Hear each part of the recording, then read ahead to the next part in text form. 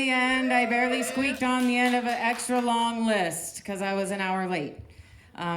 So I'm stoked to be here. I'm not really sure how I'm going to start here. I'm just going to jump right out there and start with my dog because he's so funny, and pretty much that's who I hang out with the most of the time. So a lot of my material is based on that guy. He's so cool. So recently I moved from a place where I had a really big backyard. So it was like if he needed to go, poop or pee and, play around, you just open the door, there he goes. And then like once a month, I'm like, damn it, I gotta clean up that shit. You're like, oh my gosh, it like fills up almost the dog food bag. It fills back up. But so now I live where I have no backyard. I live in an apartment. It's really great in Ashland, super fancy, really cool. But technically I'm supposed to pick up the poo. So while I was cruising around, I was thinking, wouldn't that be cool if there was like poo picker-uppers? They could just like follow behind you while you're walking the dog. So you don't have to pick up the poo. It could be like a poo shadow. They have poo shadows already? I don't want a diaper on my dog. They're humiliated enough as it is. I'd rather have somebody like follow along and pick up the shit. I mean, maybe they could dress like a clown, or they could dress like a stripper, or they could dress, any way you want. It's extra if you want to abuse them. Pick that shit up. No. All right, enough about the poo shadow. But food, though. My dog, sometimes he's pretty tall. And so occasionally, he gets up on the counter and gets some food that I don't want him to get.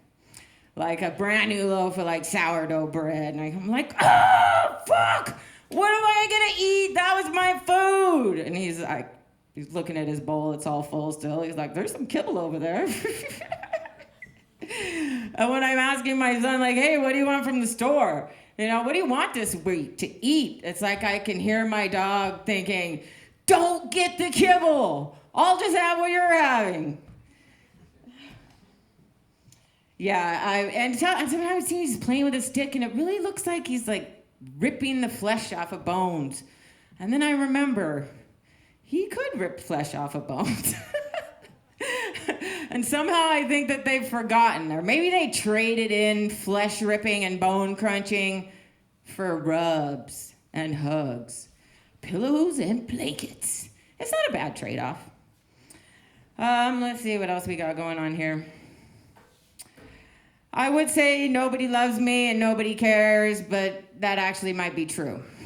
That one got me after I named myself Nobody, and I have some personality disorder, and I was like, crying a lot, and I was like, oh, nobody loves me, nobody cares. And I was like, wait, I do?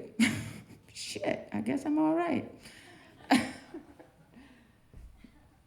I'm going to totally change the subject here and go with like some God stuff. Like, okay, so if we just think that we're all God's children and we're on earth and this is kind of our like playground, and what if like we get a call from the parents like, so how's it going down there?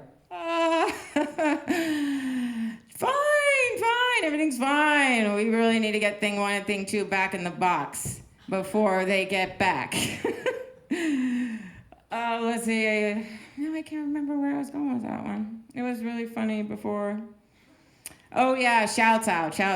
So let's just imagine for a second, hypothetically, that spiritual beings, there's a whole lot of them, and they're kind of laughing at us. We're like the team that like loses for a millennium, and they still stick with us. Pretty soon we'll be coming around the mountain. But what if they're kind of like counting their shouts out? Like, yeah, another shout out. Oh my God, shout out. I wonder if Jesus gets to collect all the ones that are like the hallelujahs and the toe stubs. It's like all of those count. Jesus, there's one more for you. Thanks, I'm Nobody.